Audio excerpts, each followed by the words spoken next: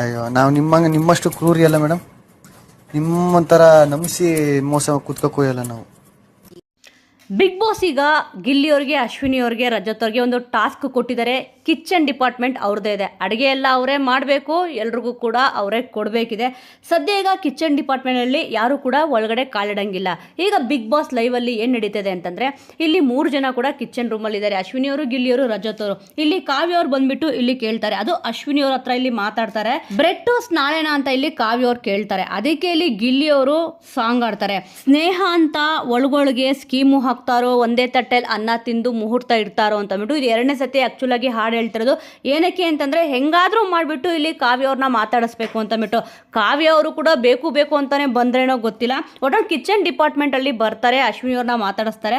ಆದ್ರೆ ಗಿಲ್ಲಿ ಅವರು ಅವರೇ ಇಲ್ಲಿ ಮಾತಾಡಕ್ ಕೂಡ ಸ್ಟಾರ್ಟ್ ಮಾಡ್ತಾರೆ. ಆದ್ರೆ ಅಲ್ಲಿಂದ ಇಲ್ಲಿ ಕಾವ್ಯ ಅವರು ಹೊರಗಡೆ ಹೋಗಲ್ಲ, ಅಲ್ಲೇ ನಿಂತ್ಕೊಂಡು ಕೇಳಿಸ್ಕೊಂತಾರೆ.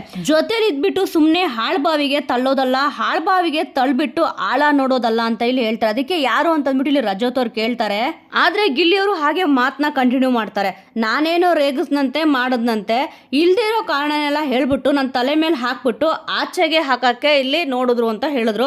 ಯಾಕಂತಂದ್ರೆ ಕಾವ್ಯ ಅವರು ನಾಮಿನೇಟ್ ಮಾಡಿದ್ರಲ್ಲ, ಅದಕ್ಕೋಸ್ಕರನೇ ನಾನು ಕೂಡ ಹಾಕಿದ್ರೆ ಗೊತ್ತಾಗೋದು ಅಂತ ಇಲ್ಲಿ ಹೇಳಿದ್ರು.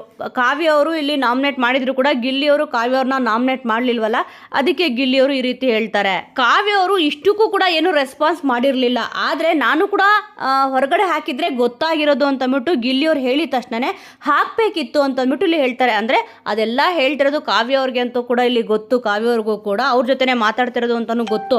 ಗಿಲ್ಲಿ ಅವ್ರು ಹೇಳ್ತಾರೆ, ನಿಮ್ಮ ಥರ ಕ್ರೂರಿ ಅಲ್ಲ, ನಿಮ್ಮ ಥರ ನಂಬಿಸಿ ಕುತ್ತಿಗೆ ಕುಯ್ಯಲ್ಲ ಅಂತ ಅಂದ್ಬಿಟ್ಟು ಇಲ್ಲಿ ಹೇಳಿದ್ರು. ಯಾಕಂತಂದರೆ ಅಷ್ಟೊಂದು ನಂಬಿದ್ರಲ್ವಾ, ಬೆಳಿಗ್ಗೆಯಿಂದ ಸಿಕ್ಕಾಪಟ್ಟೆ ಮಾತಾಡೋಕ್ಕೆ ಟ್ರೈ ಮಾಡ್ತಾನೆ ಇದ್ದಾರೆ. ಅಂದರೆ ಇಲ್ಲಿ ರೇಗ್ಸಾದರೂ ಮಾತಾಡೋಣ, ಇಲ್ಲ ಅಂತಂದರೆ ಹೇಗಾದರೂ ಮಾಡಿ ಮಾತಾಡೋಣ ಅಂತಂದರೆ ಕಾವ್ಯ ಅವರು ಅದಕ್ಕೆ ಕ್ಯಾರೇ ಮಾಡ್ತಾಯಿಲ್ಲ. ಆದರೂ ಕೂಡ ಗಿಲ್ಲಿಯವ್ರು ಬಿಡ್ತಾಯಿಲ್ಲ, ಒಟ್ಟಿನಲ್ಲಿ ರೇಗಿಸ್ತಿದ್ದಾರೆ. ಕಾವ್ಯ ಅವ್ರ ಹತ್ರ ಮಾತಾಡಬೇಕು ಅಂತ ತುಂಬಾ ಇಲ್ಲಿ ಪ್ರಯತ್ನ ಪಡ್ತಾ ಇದ್ದಾರೆ. ಆದರೆ ಸಿಕ್ಕಾಪಟ್ಟೆ ಇಲ್ಲಿ ಡಿಸ್ಟರ್ಬ್ ಆದಂಗೆ ಕಾಣಿಸ್ತಾ ಇದ್ದಾರೆ. ಇಲ್ಲಿ ಗಿಲ್ಲಿಯವರು ಕೂಡ ಅಷ್ಟೇ, ಕಾವ್ಯ ಅವ್ರ ಮುಗ್ದಲ್ಲಂತೂ ಇಲ್ಲಿ ಸ್ಮೈಲೇ ಇಲ್ಲ. ನೋಡೋಣ ಸದ್ಯಕ್ಕೆ ಈಗ ಕಿಚನ್ ಡಿಪಾರ್ಟ್ಮೆಂಟಲ್ಲಿ ಗಿಲ್ಲಿಯವ್ರಿಗೆ ಮತ್ತು ಇಲ್ಲಿ ಅಶ್ವಿನಿ ಅವ್ರಿಗೆ, ರಜತ್ ಅವ್ರಿಗೆ ಒಂದು ಟಾಸ್ಕ್ ಅಂತ ಕೊಟ್ಟಿದ್ದಾರೆ. ಈ ಒಂದು ಟಾಸ್ಕ್ನ ಯಾವ ರೀತಿ ಇಲ್ಲಿ ನಿಭಾಯಿಸ್ತಾರೆ. ಆಲ್ರೆಡಿ ಇಲ್ಲಿ ಕಾವ್ಯ ಅವ್ರು ಮಾತಾಡಿಸ್ತಲ್ಲ ಅಂತ ಅಂದ್ಬಿಟ್ಟು ಇಲ್ಲಿ ಗಿಲ್ಲಿಯವರು ಸಿಕ್ಕಾಪಟ್ಟೆ ಬೇಜಾರು ಮಾಡ್ಕೊಂಡಿದ್ದಾರೆ. ಆದರೆ ಈ ಒಂದು ಟಾಸ್ಕ್ನ ಯಾವ ರೀತಿ ನಿಭಾಯಿಸ್ತಾರೆ ಅಂತ ನೋಡಬೇಕಿದೆ. ಸೊ ವೀಕ್ಷಕರೇ, ಈ ಒಂದು ವಿಚಾರದ ಬಗ್ಗೆ ನಿಮಗೆ ಏನನ್ಸುತ್ತೆ?